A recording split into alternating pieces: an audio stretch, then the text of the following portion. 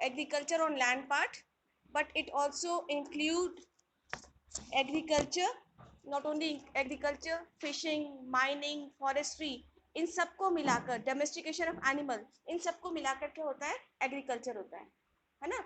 और इंडिया जो है अगर हम देखें is a most agriculture important country जहाँ पर एग्रीकल्चर हो चुका है। हम उस दिन कर रहे थे about the types of farming. There are three types of farming we have already done. How many types of farming? Can anybody name them? कोई बच्चा बता सकता है कि 3 तरीके की फार्मिंग होती है? वन इज, यस बोलो बेटा। कमर्शियल फार्मिंग पहले नहीं आएगा, पहले क्या आएगा? उसको क्या बोलते हैं? What it is called? It is called primitive subsistence farming. First is primitive subsistence farming, Hindi में इसको हम बोलते हैं आरंभिक निर्वाह कृषि, ठीक है। Then second is intensive subsistence farming, गहन निर्वाह कृषि, और थर्ड आता है कमर्शियल फार्मिंग। बच्चों what is primitive subsistence farming? जो प्रिमिटिव मीन्स पुराना, ओल्ड, है ना। सब्सटेंस मतलब निर्वाह, और फार्मिंग। तो जो प्रिमिटिव सब्सटेंस फार्मिंग होता था वो ज़्यादातर फैमिलीज में होता था, स्मॉल पैच ऑफ लैंड में, छोटे से लैंड में होता था वो, ठीक है। और जो किसान हैं वो पुराने औजारों का इसमें प्रयोग करते थे, old tools were use, like कुदाल जैसे हम कह सकते हैं, कुल्हाड़ी आपने देखा होगा, डिगिंग स्टिक्स, है ना, खोदने वाली। तो जो छोटे छोटे पुराने औजार हैं वो इस प्रिमिटिव सब्सिस्टेंस फार्मिंग में किए जाते हैं, क्लियर। और स्मॉल पैच ऑफ लैंड पे किया जाते हैं, छोटे लैंड पे किए जाते हैं। और जितने भी फैमिली मेम्बर्स होते हैं या जो कम्युनिटी लेबर्स होते हैं वो इसमें काम करते हैं, ठीक है। और ये जो फार्मिंग होती है वो मानसून पर डिपेंड करती है। मानसून क्या होता है? मानसून क्या होता है? जब क्या आ रही होती है? जब रेनी सीजन होता है। तो इन दिनों भी हम, आजकल के मौसम को भी हम क्या बोल सकते हैं? मानसून बोल सकते हैं। उसको हम क्या बोल सकते हैं? रेनी सीजन बोल सकते हैं, ठीक है। देन जो रेनी सीजन है, जब कभी भी जो वर्षा होती थी उस पर जो है किसान निर्भर होता था और तब वो खेती करता था, ठीक है। तो जो प्रिमिटिव सब्सिस्टेंस फार्मिंग है वो ओल्ड फॉर्म ऑफ फार्मिंग है, जहाँ पे स्मॉल पैच ऑफ लैंड्स होते हैं, जहाँ पे जो टूल्स हैं वो कैसे हैं? पुराने हैं, पुराने औजारों का किसान से काम करता है। उसमें कौन कौन लोग जुड़े होते हैं? Yes, family members and the labours, ठीक है। तो और जो किसान है वो किस पर निर्भर होते हैं? मानसून पर, वर्षा पर निर्भर होते हैं, ठीक है। और इसी में एक चीज़ आती है बच्चों, और वो आती है कि जो स्लैश एंड बर्न कल्टीवेशन भी इसी में होता है, ठीक है। तो स्लैश एंड बर्न अगर आपसे 1 नंबर में पूछ रहे हैं, आपको मैंने पूछा है, बोला है कि थियोरटिकल तो आना ही नहीं है, ठीक है। क्वेश्चन है मेरा, which form of farming is known as slash and burn? एक है प्रिमिटिव, ए है प्रिमिटिव सब्सिस्टेंस फार्मिंग, सेकंड है इंटेंस सब्सिस्टेंस फार्मिंग, थर्ड है कमर्शियल फार्मिंग, एंड फोर्थ है none of the above. What will the answer? Yes, जो जुड़े हुए बच्चे ऑनलाइन वो भी बता सकते हैं कि हमारा ऑप्शन क्या होगा। हमारा ऑप्शन होगा ए। और ए अगर ऑप्शन है तो you have to write the correct answer over there, है ना। और पूरा सेंटेंस लिख के आएंगे, A primitive subsistence farming. Clear हो गया सब बच्चों को? तो क्या प्रिमिटिव सब्सिस्टेंस फार्मिंग में मॉडर्न फार्मिंग दिखाई दी आपको? There is no modern farming in primitive subsistence farming, ठीक है। यहाँ पे क्या यूज हुए हैं? क्या यूज हुए हैं? पुराने औजार यूज किए। तो बच्चों जब हम स्लैश एंड बर्न की बात करते हैं तो व्हाट इज, आपके मन में क्वेश्चन आना चाहिए था ना कि what is slash and burn. तो स्लैश एंड बर्न का मतलब होता है कि जंगलों को काटा जाता था, उन जंगलों को काटकर पेड़ों को जलाकर उनसे राख बनाकर, ऐश बनाकर उस लैंड पे डाली जाती थी। और वहाँ पर उस लैंड पर जो भी प्रोड्यूस होता था वो अपनी फैमिली के लिए उसको रखते थे, ठीक है। जब भी उस लैंड की फर्टिलिटी ख़त्म हो जाती थी तब जो लोग हैं वो शिफ्ट हो जाते थे दूसरे लैंड पे। तो जब शिफ्टिंग हो रही है तो this is called, also called shifting cultivation. What is called shifting cultivation? क्योंकि उस लैंड की क्या खत्म हो चुकी है? उस लैंड की फर्टिलिटी खत्म हो चुकी है। Then the people move to another piece of land, है ना, वो दूसरी जगह जाते हैं। और इसको कई जगहों पर क्या कहा जाता है, झूमिंग खेती भी कहा जाता है। जो इंडिया का नॉर्थ ईस्ट पार्ट है, जिसमें कि मिजोरम है, नागालैंड है, मणिपुर है, इन एरियाज में शिफ्टिंग कल्टीवेशन को क्या कहा जाता है, झूमिंग कल्टीवेशन। क्या कहा जाता है बच्चों, झूमिंग कल्टीवेशन कहा जाता है। Is it clear, is it clear? तो this is a primitive substance farming. ठीक है, आप इसमें देख भी सकते हैं, जो बच्चे ऑनलाइन देख रहे हैं कि कैसे लैंड को जलाया जा रहा है, और उसको जलाने के बाद, अच्छा दूसरी बात है कि जब स्लैश एंड बर्न है तो वो दूसरी जगह जब शिफ्ट हो रहे हैं, फिर दूसरी जगह भी फिर वही काम कर रहे हैं कि लैंड को पहले क्लियर करते हैं, फिर जंगलों को काटा, जो जंगल काटे जाते हैं उसमें जो पेड़ होते हैं उनको जलाया जाता है, और पेड़ को जलाने के बाद जो है उस लैंड को फर्टाइल बनाया जाता था। तो इंडिया में ये डिफरेंट डिफरेंट नाम से जानी जाती है।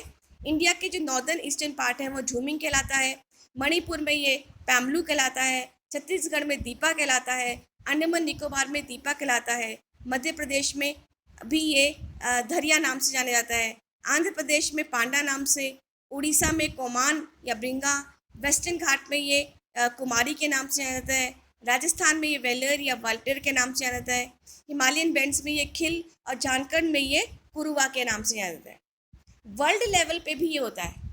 तो अगर हम वर्ल्ड लेवल की बात करते हैं तो मैक्सिको और सेंट्रल अमेरिका में जो झूमिंग कल्टीवेशन या शिफ्टिंग कल्टीवेशन होता है वो मिल्पा के नाम से जाना जाता है। किस नाम से जाना जाता है, मिल्पा। ये आपसे अगेन ऑप्शन पूछ सकते हैं, वर्ल्ड लेवल पर शिफ्टिंग कल्टीवेशन को मैक्सिको और सेंट्रल अमेरिका में क्या कहा जाता है, A milpa, second jhuming cultivation, B jhuming cultivation, C shifting cultivation, and D roca. What will the answer? No, no, no, no. A. Answer will be the A. Milpa. ठीक है।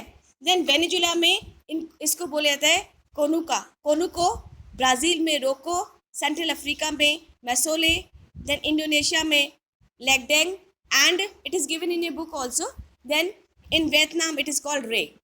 Is it clear to all of you? तो जो बिल्कुल पूछा जाएगा, क्यों पढ़ा रही हूँ मैं आपको बेटा, इट विल आस्क। ठीक है ना। तो ये जो सबसे पहले आपको दिमाग में क्या रखना है, प्रिमिटिव सब्सटेंस फार्मिंग को क्या रखना है, एक फ्लो चार्ट अपने दिमाग में बना लीजिए। प्रिमिटिव मीन्स पुराना, सब्सटेंस मतलब निर्वाह करना, कैसे हम जीवन को निर्वाह कर रहे हैं, एंड फार्मिंग मीन्स खेती। तो जो सब्सटेंस फार्मिंग थी यानी कि जो प्रिमिटिव थी ये पुरानी थी, तो पुरानी थी तो स्मॉल लैंड्स पे की जाती थी। स्मॉल लैंड्स पे जब की जाती थी तो जो किसान होते थे वो मानसून पर जब कभी भी वर्षा होगी तब उनकी खेती होती थी। ठीक है, और इसमें जो फैमिली मेम्बर्स थे वो इसमें जुड़े होते थे। अच्छा, इसकी जो प्रोडक्टिविटी वो लो है, उत्पादन कम होता था इसमें, और जो भी उत्पादन होता था उसको कौन कंज्यूम करता था, उसको फैमिली मेम्बर्स या किसान उसको क्या करते थे, कंज्यूम करते थे। Is it clear? I hope it is clear to all of you. अब आते हैं बच्चों हम इंटेंसिव सब्सटेंस फार्मिंग, गहन निर्वाह कृषि। अच्छा, ये जो इस तरह की जो कृषि है वो ऐसे एरिया में की जाती थी जहाँ की पॉपुलेशन बहुत ज़्यादा होती थी। ठीक है, पॉपुलेशन बहुत ज़्यादा है और लैंड पे बहुत ज़्यादा प्रेशर है। लैंड पे प्रेशर कैसे होता है, फॉर एग्जाम्पल एक पिता है, ठीक है, और उस पिता की बहुत सारी ज़मीन है, लेकिन आगे चलकर उसकी ज़मीन क्या हो रही है, उसके बेटों में विभाजित हो रही है। ठीक है, उसकी जो लैंड है क्या हो रही है, भाई एक पिता है उसकी लैंड किस में मिल रही है, उसके बेटों को मिल रही है। ठीक है, उसके बेटे 4 हैं सपोज, तो उसका जो बहुत बड़ा जो हेक्टर लैंड था, बिगास में जो लैंड था वो किस में डिवाइड हो गया, उसके 4 बेटों में लैंड डिवाइड हो गया। फिर क्या होता है कि आगे चल के उनके जो बच्चे हैं उनमें भी क्या हो गया, लैंड क्या हो गया, डिवाइड हो गया। तो लैंड क्या, तो यहाँ पे क्या हो रहा है, डिवीजन ऑफ लैंड हो रहा है, और पॉपुलेशन बहुत ज़्यादा है और लैंड पर बहुत ज़्यादा इसमें क्या होता है, प्रेशर होता है। अब यहाँ पर इनपुट्स जो है वो किसानों के द्वारा हाई डोज इनपुट्स वहाँ पे डाले जाते हैं, और इरिगेशन फैसिलिटीज़ भी वहाँ पे दी गई हैं। ठीक है, क्यों, ताकि उत्पादकता को बढ़ाया जा सके। उत्पादकता को क्यों बढ़ाया जाएगा, ताकि वहाँ के लोगों को, क्योंकि हाई पॉपुलेशन हो गई है, बहुत ज़्यादा पॉपुलेशन हो गई है, और उस पॉपुलेशन की डिमांड को पूरा करने के लिए वहाँ पे high dose of chemical inputs डाले जाते हैं, इरिगेशन फैसिलिटीज़ दी जाती हैं। ठीक है, अब यहाँ पे अभी आपको मैंने बताया कि यहाँ पे क्या है, राइट ऑफ इनहेरिटेंस मतलब विरासत से मिला हुआ। तो अभी मैंने आपको क्या एग्जाम्पल दिया, अभी मैंने आपको क्या एग्जाम्पल दिया बेटा? हाँ अभिषेक, आप बताओ बेटा। अभिषेक सिंह। इनहेरिटेंस का मतलब होता है कि पिता के बाद उसके पुत्रों का, तो मैंने यहाँ पे आपको क्या एग्जाम्पल दिया? कैन एनीबडी टेल मी?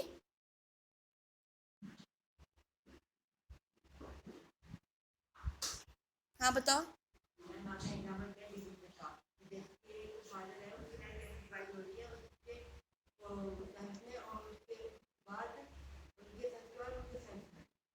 तो लैंड क्या हो रहा है? डिवीजन हो रहा है बच्चों, यानी कि पिता के बाद उसके पुत्रों को क्या मिल रहा है? उसका यानी कि सक्सेसिव जनरेशन। इनहेरिटेंस का मतलब क्या होता है? वो राइट जो ट्रांसफर हो रहा है, वो अधिकार जो पिता से पुत्रों को मिल रहा है, तो वो क्या हो गया? इनहेरिटेंस ऑफ प्रॉपर्टी हो रहा था यहाँ पे। तो जो पिता है उसके लैंड्स उसके किसको बट रहे हैं? उसको उसके बच्चों में बट रहा है, ठीक है। तो यहाँ पे जो है, अब क्या हो गया कि जो आउटपुट है वो ज़्यादा नहीं हो रही है। तो क्या होता है कि जब आउटपुट ज़्यादा नहीं होती है तो वो किसान क्या करता है? किसान अन्य काम ढूंढता है। तो खेती के साथ साथ वो क्या करने लग जाता है? पशुपालन लग जाता है, ठीक है। या जो है कुछ और छोटे मोटे काम करने लग जाता है। वो क्यों कर रहा है ये काम? क्योंकि खेती से उसको पूरा नहीं पड़ रहा है।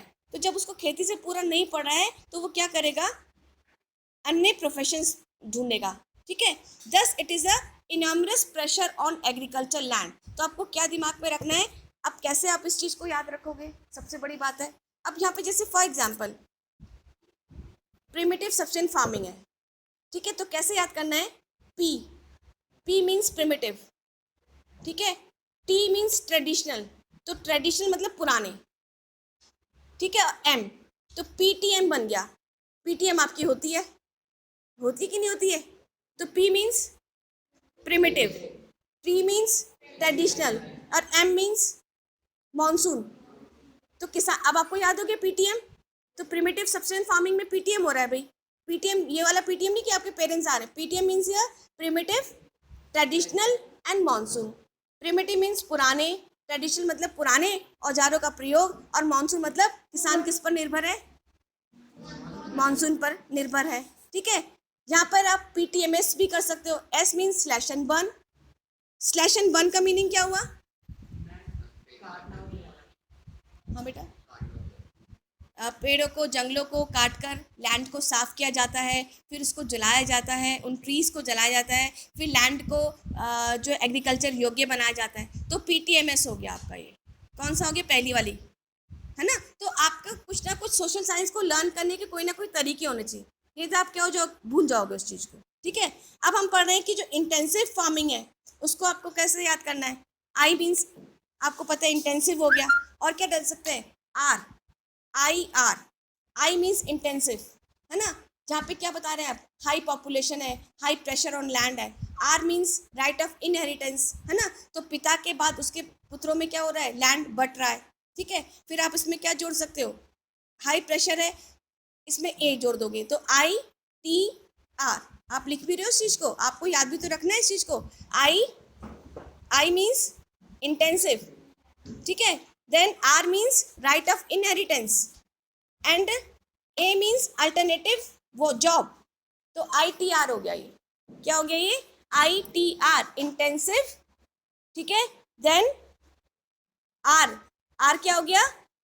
राइट ऑफ इनहेरिटेंस, और क्या हो गया? अल्टरनेटिव। अल्टरनेटिव का मतलब क्या हो गया? अन्य काम ढूंढना। अन्य काम क्यों ढूंढ रहे हैं वो? कोई बताएगा मुझको? हाँ, क्योंकि फार्मिंग से उनका पूरा भरपोषण नहीं हो पा रहा है बच्चों। लैंड पे बहुत ज़्यादा प्रेशर हो गया है, पॉपुलेशन बहुत ज़्यादा है। तो जब पॉपुलेशन ज़्यादा है तो एग्रीकल्चर से उनकी डिमांड पूरी नहीं हो पा रही है, तब वो क्या करते हैं? तब वो क्या करते हैं? अन्य काम को ढूंढते हैं, जैसे कि डोमेस्टिकेशन ऑफ एनिमल, है ना। डोमेस्टिकेशन ऑफ एनिमल करके वो क्या करेंगे? पशुपालन तो कर रहे हैं, उसमें और क्या करेंगे? वो पशुपाल के क्या करेंगे बच्चों?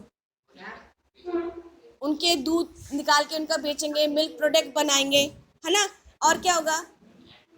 हाँ, और कई बार वो जो है पशुपालन जो है, जैसे मुर्गी पाल रहे हैं, मुर्गी से क्या मिल रहा है उनको?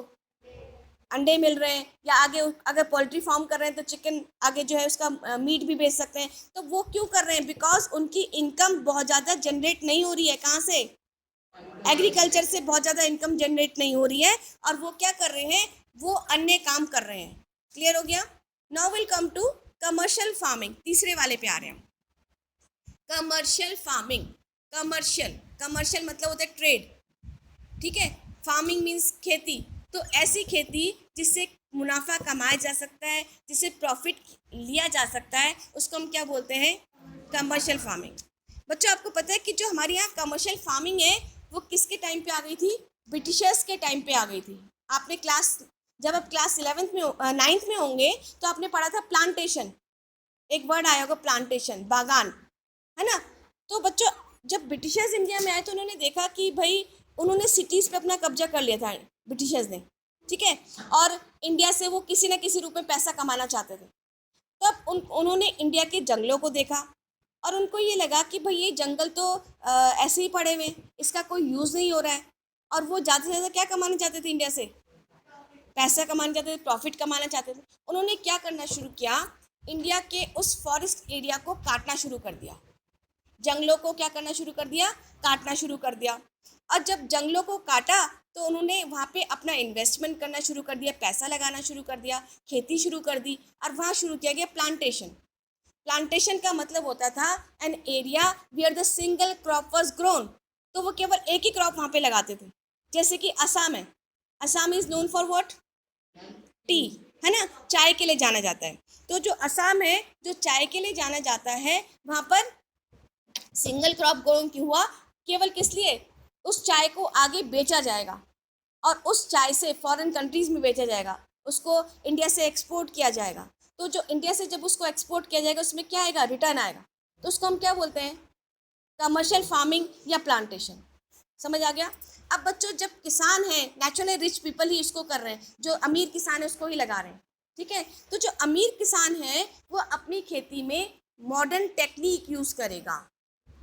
आपने क्लास 9th में पढ़ा होगा story of village Palampur. Village Palampur पढ़ा है ना? तो विलेज पालमपुर में मॉडर्न टेक्निक्स थी। क्या हो सकती है modern technique? Ashriya, can you tell me? Yes, ma'am. हाँ बेटा, what is modern farming? What is modern farm? Type of farming, Yes. modern techniques, and yes the new tools are used. Yes, modern techniques अगर आप देखोगे तो आपकी imagination एकदम आ जानी चाहिए आपके दिमाग में कि वहाँ पे high variety of seeds were use, है ना, are use. Then chemical fertiliser use होता है, इंसेक्टिसाइड्स यूज होता है, पेस्टिसाइड्स यूज होता है, ठीक है। To why it was so कि वो ज़्यादा पैसा लगाकर इस तरह की टेक्निक क्यों लाना चाहते हैं? क्योंकि ज़्यादा उत्पादन करना चाहते हैं, ठीक है। मैक्सिमम वो क्या करना चाहते हैं? प्रोडक्शन करना चाहते हैं। The degree of commercial varies from region to region, और ये जो कमर्शलाइजेशन है वो वेरी करता है। अच्छा, जैसे फॉर एग्जांपल पंजाब और हरियाणा है, ठीक है। पंजाब और हरियाणा में जो राइस उगाया जाता है वो किसके लिए उगाया जाता है? कमर्शियल फार्मिंग के लिए। वहाँ का जो चावल है वो विदेशों में बेचा जाता है, ठीक है। जबकि उड़ीसा जो है, उड़ीसा में ये सब्सिडेंट क्रॉप है। उड़ीसा में चावल को केवल खाने के लिए, अपने खाने के लिए, अपने कंजम्पशन के लिए उगाया जाता है। उड़ीसा में राइस क्या क्या है? कमर्शियल क्रॉप नहीं है। Is it clear? Is it clear too? तो वेरी करता है, एरिया टू एरिया वेरी करता है कि कमर्शियल फार्मिंग कैसे होगी, ठीक है। तो what is commercial farming? Commercial farming is a farming where the farmers try to gain more and profit by selling them. उनको बेचकर वो क्या कर सकता है? ज़्यादा से ज़्यादा क्या उगा सकता है? क्रॉप्स को उगा सकता है। Is it clear to all of you? You can see in the picture also, यहाँ पे आपको ट्रैक्टर दिखाई दे रहा है, मॉडर्न फार्मिंग है, ट्रैक्टर का यूज़ हो रहा है, इरिगेशन फैसिलिटी का यूज़ हो रहा है, डीजल पेट्रोल का यूज़ होता है, ट्यूबवेल्स का यूज़ होता है, then high variety of seeds का यूज़ होता है। It is called modern farming, ठीक है। और मॉडर्न फार्मिंग उन एरियाज में होती है जहाँ पे किसान रिच है, जहाँ पे वो पैसा लगा सकता है। Is it clear? अब आते हैं, जैसे कि मैंने बताया आपको प्लांटेशन। अब आपसे पूछ सकते हैं plantation is another form of commercial farming. वाणिज्यिक कृषि का एक अन्य प्रकार है बागान। तो आपसे क्वेश्चन है, आपसे जो क्वेश्चन है plantation is also known as A.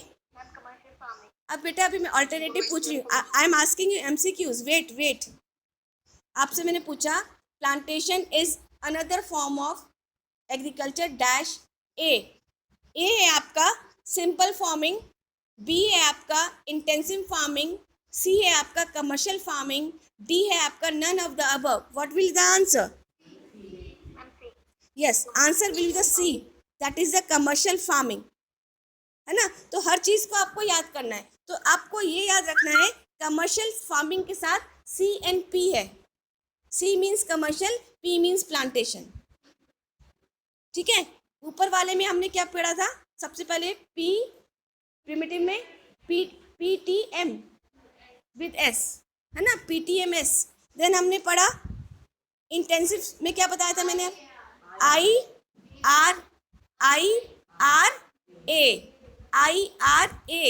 I means intensive, R means right of inheritance, and A means alternative. A means yes, alternative. तो this is the way to learn social science बेटा। आप social science को इस तरह से learn करेंगे तो आपको बहुत अच्छे से याद भी हो जाएगी और आपके दिमाग से वो हिलेगी भी नहीं, आपके दिमाग से जाएगी भी नहीं। अब आपको इस टर्म में, जैसा कि मैंने आपको बोला है कि आपके केवल ऑब्जेक्टिव्स आएंगे, ठीक है। आपके केवल क्या आने हैं? ऑब्जेक्टिव आने हैं। तो आपको लॉन्ग क्वेश्चन नहीं लर्न करने हैं, आपको अपनी NCERT बुक के एक एक लाइन को अंडरलाइन करते हुए आपको केवल 1 वर्ड मार्क्स ही यूज़ करने हैं, है ना। Is it clear? अब जो प्लांटेशन होता है वो कमर्शियल फार्मिंग होता है और इसमें सिंगल क्रॉप पूरे साल भर एक ही क्रॉप लगाई जाती है, ठीक है। Plantation has an interference of agriculture and industry. अब जो प्लांटेशन होता है ना, ये interface for agriculture and industry दोनों है। कैसे? फॉर एग्जाम्पल एग्रीकल्चर तो हम उगा रहे हैं। एग्रीकल्चर क्या है पहले बताओ? Which type of activity? Yes, very good. Yes, it is a kind of primary activity. Industry क्या है? यस, इंडस्ट्री क्या है? सेकेंडरी सेक्टर है ना। इंडस्ट्री क्या है बेटा? सेकेंडरी सेक्टर हो गया। तो जो प्लांटेशन होता है ये दोनों को प्रभावित करता है, एग्रीकल्चर को भी और इंडस्ट्रीज को भी। क्यों? फॉर एग्जाम्पल टी है, टी तो बागानों में लगाई जा रही है ना, तो उसके तो पत्ते हैं, उसके आपको पता है, आपको ये भी पता होना चाहिए कि जो टी होता है उसके ऊपर के पत्तों को ही तोड़ा जाता है केवल। जब वो आपने देखा है कैसे तोड़ते हैं? कभी आपने सीन देखा है ये कि प्लांटेशन टी को कैसे तोड़ते हैं? हाँ बताओ।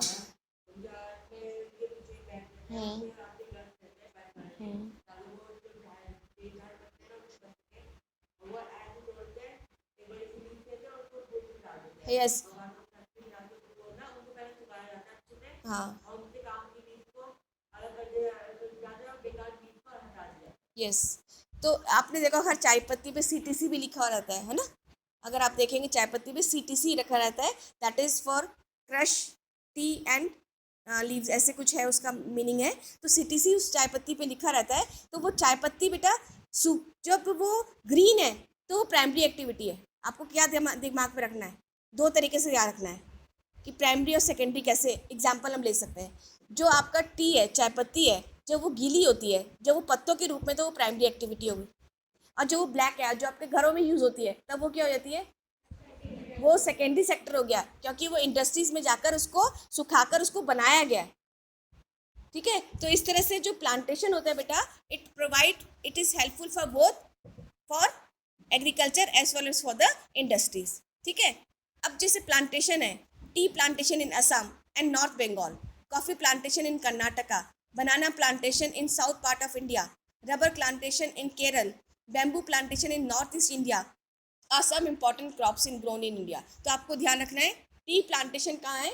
असम में। तो टी प्लांटेशन में, टी में स्पेलिंग क्या होती है? टी की TE है, असम आ गया उसमें। आ रहा है कि नहीं आ रहा है?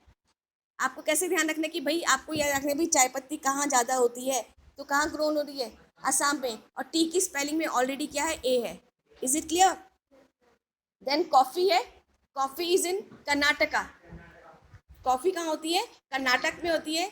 Banana in the south part of India बहुत ज़्यादा, और रबर प्लांटेशन केरल में है। रबर प्लांटेशन कहाँ पर है? केरल में। तो रबर प्लांटेशन में केरल की स्पेलिंग में ER आ रहा है, तो रबर प्लांटेशन वहाँ पर है। और banana plantation in south part of India. और बैम्बू जो है का जो प्लांटेशन है वो नॉर्थ पार्ट में होता है, नॉर्थ पार्ट ऑफ इंडिया। ये भी आपसे क्वेश्चन पूछ सकते हैं, ठीक है, ये एक तरह के क्वेश्चंस भी पूछ सकते हैं। Now I am asking some multiple choice question from you. पहला क्वेश्चन मेरा है, bamboo plantation grown in which part of area? Northern western part area, south pass area, western part area, northern east pass area? Bamboo, हाँ बेटा,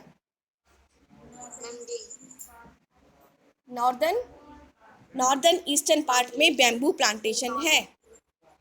is it clear? इस तरह के objective questions आपके exam में आएंगे, ठीक है। या आपसे पूछ सकते हैं, असर्शन एंड रीजनिंग के क्वेश्चन पूछ सकते हैं, ठीक है, ये बहुत इंपॉर्टेंट है। जैसे फॉर एग्जांपल मैं आपसे क्वेश्चन पूछती हूँ, असर्शन है plantation is given to India by Britishers, ठीक है। देन आपका बी, उसका जो रीज़न है, जो रीज़न आएगा आपका, plantation is also known as commercial farming, ठीक है। आपको बताना है ए इज़ द करेक्ट, पहला ऑप्शन है A is the correct explanation, A is correct and R is also correct explanation of A. फिर बी है both A and R is wrong. Then C है आपका A is correct but B is wrong. D है आपका none of the above. Which answer will B कम? हाँ बताओ बेटा। Yes, Asia ए होगा, है ना। यस, अभी यहाँ पे बैठी हुई बच्ची ने भी बताया, अंशिका नेगी ना, हाँ अंशिका नेगी ने भी यही बात बताई। यस, देवरारी ने भी यही बात बताई कि ए मीन्स क्या हो गया? असेशन ए में ए इज करेक्ट।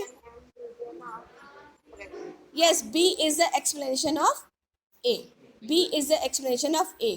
तो इस तरह के क्वेश्चंस आने हैं आपको बच्चों। रीडिंग करनी है अपनी बुक की, एनसीईआरटी बुक की जितनी आप रीडिंग करोगे उतने आपको आंसर समझ में आए। आपको रटना कुछ नहीं है, आपको सब कुछ अंडरस्टैंडिंग से करना है, रटना आपको कुछ भी नहीं है, ठीक है। तो आज के जितने भी ये जितना मैंने आपको पढ़ाया है, जो यहाँ बच्चे बैठे हुए हैं, कितने बच्चों को ये समझ में आया? Raise your hand. कितने बच्चों को आज का स्टडी समझ में आई? ओके, आपको मैंने क्या बोला है कि आपको जो सोशल साइंस याद करनी है उसमें कोई ना कोई लॉजिक लगा के आप इसको लर्न करेंगे, आप इसको कभी भी रटेंगे नहीं। PTMS कौन सी वाली है? Yes, primitive subsistence farming, right. हाँ बोलो बेटा। PTMS क्या है? कौन सी वाली फार्मिंग है? Primitive subsistence farming. IRA intensive subsistence farming. Then CP commercial and plantation farming, commercial and plantation farming. Is it clear to all of you? किसी बच्चे को कोई डाउट है यहाँ पे बेटा? टी प्लांटेशन कहाँ है सबसे ज़्यादा? कॉफ़ी सबसे ज़्यादा कहाँ? Yes, coffee is in Karnataka, banana south part of India, rubber Kerala, then bamboo north east में, ठीक है। अब जो प्लांटेशन में जो भी प्रोडक्शन होता है वो मेनली मार्केट के लिए किया जाता है, बेचने के लिए किया जाता है, ठीक है। तो इसके लिए किसकी जरूरत पड़ेगी? अब अभी पूछ रही है आपसे, हमने पढ़ लिया इसमें प्राइमरी एक्टिविटी, इसमें पढ़ लिया हमने सेकेंडरी एक्टिविटी। प्राइमरी का एग्जाम्पल मैंने आपको कैसे दिया? टी से लिया। जब वो ग्रीन है तो क्या है? प्राइमरी है। जब वो डार्क ब्राउन होगी तो क्या है? सेकेंडरी है ना। तो जो प्रोडक्शन हुआ है बच्चों, उसके लिए उनको किसकी जरूरत पड़ेगी? यस, वेरी गुड, ट्रांसपोर्टेशन की जब जरूरत पड़ी तो कौन सा सेक्टर आ गया भैया? टेरिटरी सेक्टर आ गया, है ना, थर्ड सेक्टर भी आ गया इसमें। Is it clear? यहाँ बच्चों क्लियर हो गया? Is it clear? ओके। अब बच्चों जब हम क्रॉपिंग पैटर्न की बात करते हैं तो ये तो हमने पढ़ा क्या? ये तो हमने पढ़ लिया कि टाइप्स ऑफ फार्मिंग है इंडिया में, ठीक है। अब हम अगर हम क्रॉपिंग पैटर्न की बात करते हैं तो RKZ, R means rabi, K means kharif and Z means zaid, ठीक है। RKF आर के जेड से आप याद रखोगे उसको। तो kharif crop, rabi crop, kharif crop and zaid crop, ये आपको याद रखना है। अच्छा, एक चीज़ और है कि कैसे आप याद रखोगे, हिंदी में हम कर सकते हैं इसको, कि जो रबी क्रॉप होती है ना, उसमें हिंदी में जिन जिन भी फसलों में दो शब्द से बन रहा है वो रबी क्रॉप है। जैसे गेहूं, ठीक है, जैसे कि क्या हो गया, गेहूं। देन दाल, दाल, दाल भी दो शब्दों से हो रहा है, तो ये इसका मतलब क्या हो गया, ये कौन सी क्रॉप है, रबी क्रॉप है। खरीफ क्रॉप में तीन शब्द आ रहे हैं, चावल, क्या आ रहा है, चावल, वो कौन सा है, खरीफ क्रॉप। बाजरा, बाजरा, मक्का, तो इसमें तीन शब्द आ रहे हैं, तो जिसमें तीन शब्द आ रहे हैं वो खरीफ क्रॉप है, और जिसमें दो शब्द आ रहे हैं वो कौन सा है, रबी क्रॉप है। और जो ज़ैद क्रॉप होती है ना, वो आपने देखा होगा, आप लोग गर्मियों के सीज़न में क्या खाते हो, कौन सा फल खाते हो गर्मियों के सीजन, मस्क मेलन है कि तरबूज खाते हो, खरबूजा खाते हो, खीरा खाते हो, ककड़ी खाते हो, है ना। तो एक मिनट में आपको सिर्फ केवल ये बता रही हूँ कि कैसे आप इसको याद रखोगे, कैसे इसको आप याद रखोगे, है ना। तो आपने इसमें ज़ैद क्रॉप में गर्मियों के सीजन में चले जाना है, जहाँ पे आप क्या खा रहे हो, इमेजिन करो क्या खाते हो, फल कौन से खा रहे हो, वाटरमेलन, मस्कमेलन, खरबूजा, खीरा, ककड़ी, तो ये सब कौन से फसल हैं, ज़ैद फसल है। And it is grown between the season of rabi and kharif, rabi और खरीफ के बीच का जो समय टाइम पीरियड होता है, उसमें हम ज़ैद फसल खाते हैं, उगाते हैं और उसको खाते भी हैं, है ना। कौन कौन सी फसलें, what are the example of zaid, what are the example of watermelon, muskmelon, cucumber, है ना, these are the example of zaid crop. ठीक है, तो अब हम पहले चलते हैं बच्चों रबी क्रॉप्स पे। सबसे पहले सर्दियों में लगाई जाती है, विंटर में लगाई जाती है, अक्टूबर और दिसंबर के महीने में लगाई जाती है। ठीक है, तो जो गेहूं है, गेहूं अब आपके दिमाग में रहना चाहिए हमेशा, पीछे बच्चे गगन, ये जो रबी क्रॉप है वो कब लगाई जाती है, अक्टूबर दिसंबर, तो कौन सा सर्दियों का मौसम है, ठीक है। हार्वेस्ट होती है समर में। अब आप जब आपने हार्वेस्ट समर में हो रही है, तो उसमें एक पर्टिकुलर फेस्टिवल पंजाब में मनाया जाता है, कौन सा फेस्टिवल है वो, कैन एनीबडी टेल मी, जो बच्चे जुड़े हुए हैं ऑनलाइन, उस फेस्टिवल का नाम क्या है, यस वेरी गुड, बैसाखी। 13 अप्रैल को ज़्यादातर वो मनाया जाता है, और वो उनकी जब फसल पक जाती है, फसल तैयार हो जाती है, उसके उपलक्ष्य में वो बैसाखी का त्यौहार मनाते हैं। ठीक है, तो आपको ऐसे याद रखना है कि सर्दियों में इस फसल को लगाया जाता है, महीना क्या है, अक्टूबर टू दिसंबर है, और इसको काटा कब जाता है, समर में, गर्मियों में काटा जाता है। गर्मियों में कौन से त्यौहार पर है, बैसाखी में, अप्रैल टू जून, जून तक काट सकते हैं इसको। क्लियर हो गया सब बच्चों को। अब हाँ क्या,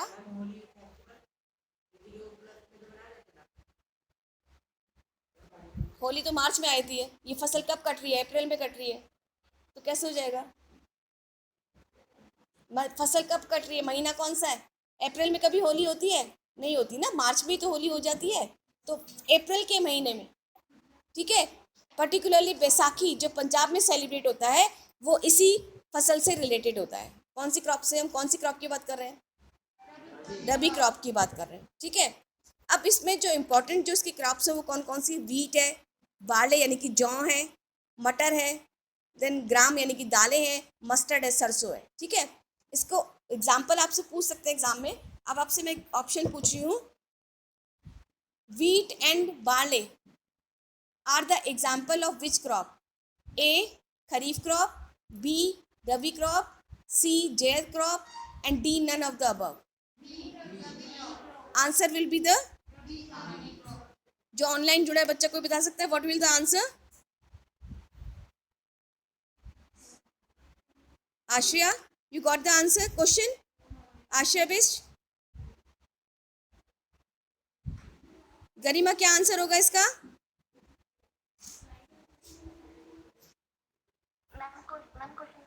हाँ बेटा क्वेश्चन मेरा क्वेश्चन है wheat and barley grown in which crops this is known? Wheat and बाले। बेटा बात नहीं करो।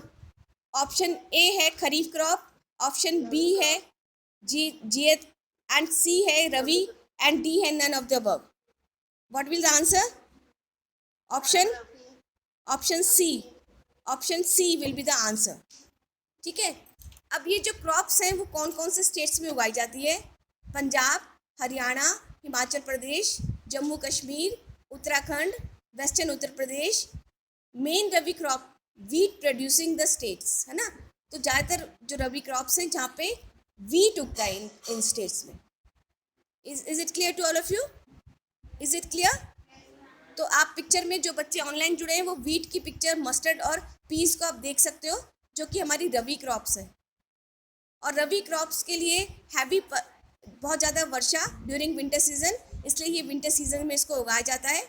आपको मालूम होना चाहिए कि 1960s के दशक में हमारी कंट्री में ग्रीन रेवोल्यूशन आया था। ग्रीन रेवोल्यूशन कब आया है? Which year? 1960s में। और स्टेट कौन से थे?